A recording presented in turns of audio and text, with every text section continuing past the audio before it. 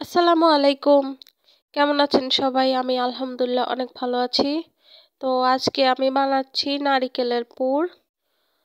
এখন শীত যেহেতু চলেই আসছে, শীতের মধ্যে কিন্তু প্রায় প্রত্যেকদিনই এক রকম পিঠা বানানো হয়। আর পিঠার সবচেয়ে বেশি যেটা প্রয়োজন হয় সেটা হচ্ছে নারিকেল। নারিকেলের পুর দিয়ে অনেক রকম পিঠাই বানানো যায়। তো একদিনে একটা পিঠার ভিডিও আমি দিব সামনে। যারা বেশি বেশি পিঠা পছন্দ করেন এবং অনেক পিঠার রেসিপি দেখতে চান তারা অবশ্যই ফলো দিয়ে রাখবেন, কারণ সামনে অনেক পিঠার রেসিপি আসতে চলছে।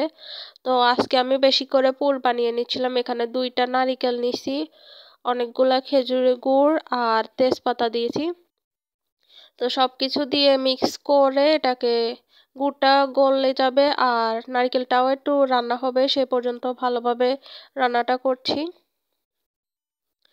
তো পুরটা প্রায় হয়ে গেছে। তো আমরা সবসময় এরকম করি, বেশি বেশি করে একদম নারকেলের পুর রেডি করে রাখি ফ্রিজে। তো ফ্রিজে এরকম নারকেলের পুর রেডি থাকলে যখন ইচ্ছায় যে কোনো রকম পিঠা বানিয়ে খাওয়া যায়। ধরেন ভাপ দিয়েও পিঠা বানানো যায়, আবার ভিতরে পুর দিয়ে পুলির মতো করে তেলেও ভাজানো যায়, যেমনি ইচ্ছা করা যায়। আর খেজুরের গুড় দিলে কিন্তু কালার আর টেস্ট দুইটাই অনেক ভালো আসে। তারপর পুরটা পাক হয়ে গেছে, তো একটু আঠালো করার জন্য এটার মধ্যে 1 বাটি একটু পানি নিছি, তারপর 2 টেবিল চামচ সুজি, একটু পানি দিয়ে এটাকে ভালোভাবে মিক্স করে আমরা কিছুক্ষণ আগে ভিজিয়ে রাখছিলাম সুজিগুলো, তো এখন দিয়ে দিচ্ছি। এভাবে সুজি ভিজিয়ে দিলে কিন্তু পুরটা খুবই আঠালো হয় আর পিঠার মধ্যেও দিতে অনেক সুন্দর লাগে, খাইতেও অনেক ভালো লাগে। তো সুজিটা দিয়ে এবার খুব ভালোভাবে মিক্স করে নিতে হবে। প্রথমে একটু ঝরঝরা থাকবে, কিন্তু পরে যখন পুরটা ঠান্ডা হয়ে যাবে তখন পুরটা আরও আঠালো হবে, আরও শক্ত শক্ত হবে। এটা দিয়ে পিঠা বানাতে অনেক সুবিধা হবে।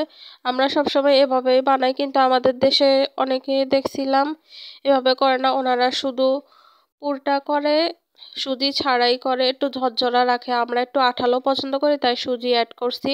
আপনারা চাইলে গুড় না দিয়ে চিনি দিয়েও করতে পারেন, বা আমরা তো খেজুরের গুড় দিয়ে করছি, খেজুরের গুড় না পাইলে আখের গুড়, চিনি যেটা ইচ্ছা দিয়ে করতে পারেন, একদম সেম প্রসেসে।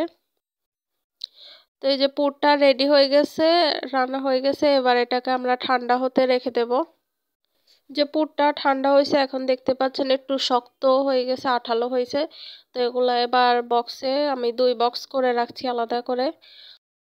এইভাবে পুর ফ্রোজেন করে রাখলে কিন্তু এটা অনেক দিন ভালো থাকে, প্রায় 6 মাসের মতো কিছু হবে না। ডিপ ফ্রিজে রেখে দিতে পারেন আর যখন ইচ্ছা পিঠা বানিয়ে খেতে পারেন। একদম খুবই সহজ আর তাড়াতাড়িও হবে, কাজটাও অনেক সহজ করে দেয়।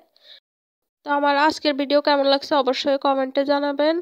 আর আমার নেক্সট ভিডিওতে অনেকগুলা পিঠার রেসিপি আসছে সামনে, তো সবাই ফলো দিয়ে পাশে থাকবেন। সবাই ভালো থাকবেন। আল্লাহ হাফেজ, টাটা।